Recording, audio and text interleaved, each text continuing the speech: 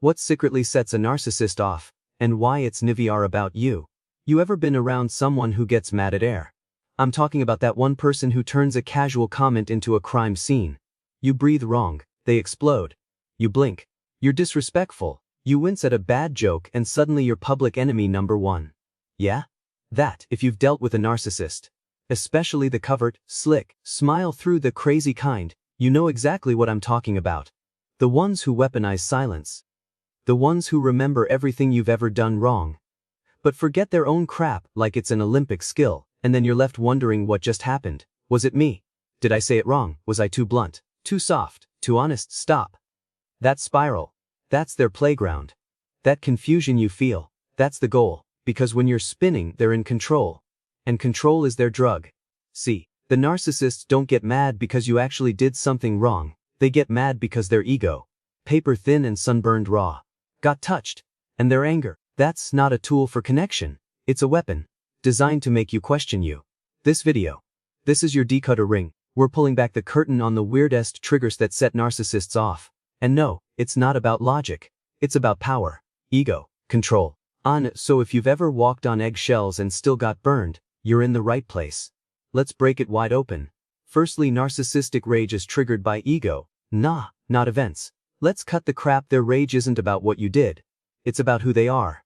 You didn't say anything cruel. You didn't throw punches. Maybe you just sighed. Maybe you looked away for a second too long. And boom, emotional napalm. Why? Because narcissists are walking wounds. They're not reacting to your behavior. They're reacting to what your behavior represents to them. A sigh. That means rejection. A correction. That means they're not perfect. A differing opinion. That's a betrayal. See, in healthy relationships, conflict is a flare. It's a signal. Hey, something's not sitting right. Let's fix it. But with a narcissist, conflict is war. It's not a repair opportunity. It's a threat to their throne. So they strike, not to heal, not to understand, but to dominate, to pull you down into shame, confusion, guilt, because down there, they feel safe, in control. And here's the kicker. You end up walking on eggshells for someone who would never walk on one for you. So no, their rage is not your fault, but if you don't understand it, you'll keep making it your responsibility. And that's how you lose yourself. Let's keep going, because now it gets even uglier. Ready for the second point. Second, narcissists are threatened by growth and independence. You want to set a narcissist off? Grow, yeah. Read a book, have her sign up for therapy, get back in the gym, meditate, heal. Take one baby step toward being your own person, and watch them squirm, because growth to a narcissist, it's betrayal.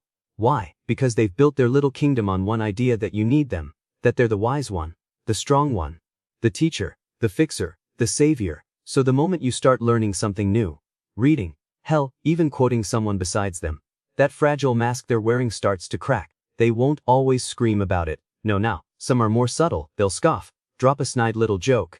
Oh, another self-help book, that's cute. You laugh along, but something inside you tightens. That's how it starts. They want you small, dependent, starving for their approval like it's oxygen. Because the more you think for yourself, the more you realize they're not actually that powerful. And nothing scares a narcissist more than you waking up. Third, your happiness without them is a direct threat. You ever notice how they get weird when you're happy? Not forced happy. Not perform for them happy. You're mere vibing to music, laughing with a friend, dancing while making coffee, and suddenly, boom. They're cold, distant. Maybe they sulk. Because joy is dangerous. Happiness without their permission, that's mutiny. See, a narcissist wants to be the sun in your universe. So when you start shining on your own, without their validation, without their control, it unravels their narrative. Your glow reminds them they're not needed. And worse, it reminds them they don't have that kind of joy inside themselves. So what do? Sabotage it, guilt you, make fun of the thing that lit you up, until you learn the sick little rhythm. Don't smile too loud, don't laugh too long, don't look too free, or you'll pay for it. That's how they train you. That's how they shrink you. And before you know it, you're a ghost of your former self, still breathing, but barely alive. Fourth, narcissists erode relationships outside their control. Let me say it plain: narcissists don't want you connected to anyone they can't control. Friendships, supportive family, a threat. Ment coaches, group chats full of people who see your worth, massive threat. Because the more truth you hear from others, the harder it is for their lies to land. So they isolate. Slowly, stealthily.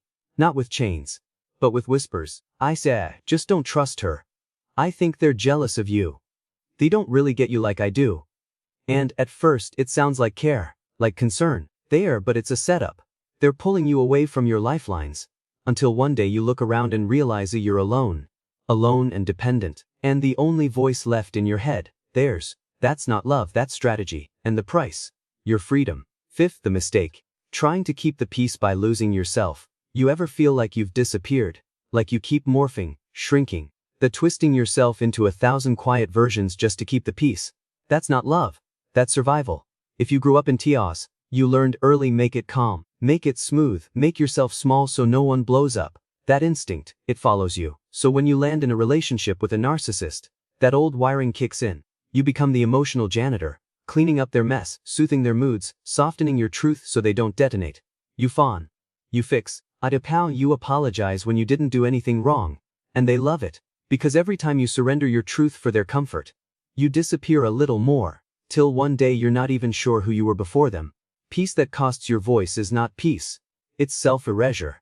It's trauma. Inatter dressed in people-pleasing. You don't fix a narcissist by becoming less of yourself. 6. Narcissists project their own shame through abuse. Let me flip the script for a second. You think they're strong, right? Untouchable. Wrong? That gaslighting, that twisting of facts and silent treatments, it's all shame. Deep buried, festering shame. They just learned a different coping strategy than you did. You internalize your shame. You blame yourself. You overthink, over-apologize, over-love. They externalize theirs. They blame you, lash out, tear down, same wound. Different mask. It's not about giving them a pass. It's about understanding the weapon they throw at you isn't proof of your flaws. It's proof of their own pain. You didn't cause it. You just triggered it. That doesn't mean you stay. That doesn't mean you excuse it. But it does mean you stop absorbing it. Their shame doesn't belong to you. 7th, real healing starts with reclaiming your identity. Let's end on truth. Not trauma. Not theory.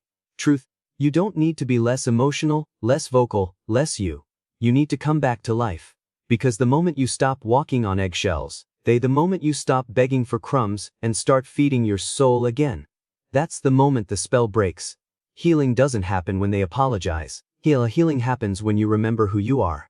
When you wake up and say, I'm done being your emotional punching bag. I'm done shrinking so you feel tall. I'm done twisting myself into shapes to fit your comfort zone. And yeah, it's terrifying at first. But that fear, that's the last lie breaking off. You don't need their permission to be whole. You just need to stop giving them the pen to write your story. Pick it up, write your own ending. So what sets a narcissist off? Not chaos, not insults, not even conflict. It's you happy, growing, healing, unbothered. It's your joy, your voice, your rising self-worth. Their rage, that's not about what you did. It's about what they can't control anymore. You stop dancing for their approval, and suddenly, their whole fragile kingdom starts to shake. But listen to me, you're not crazy, you're waking up. This isn't about fixing them. It's about finding you again. You're not here to shrink. You're not here to tiptoe through someone else's mess. You're here to rise. So if this hit deep, if something in your gut said, finally, someone said it, then hit that subscribe button, like the video, drop a comment and tell me what you're done apologizing for. And if you're ready to go deeper, hit the next video. Because this was just the match. Now let's burn the old script down.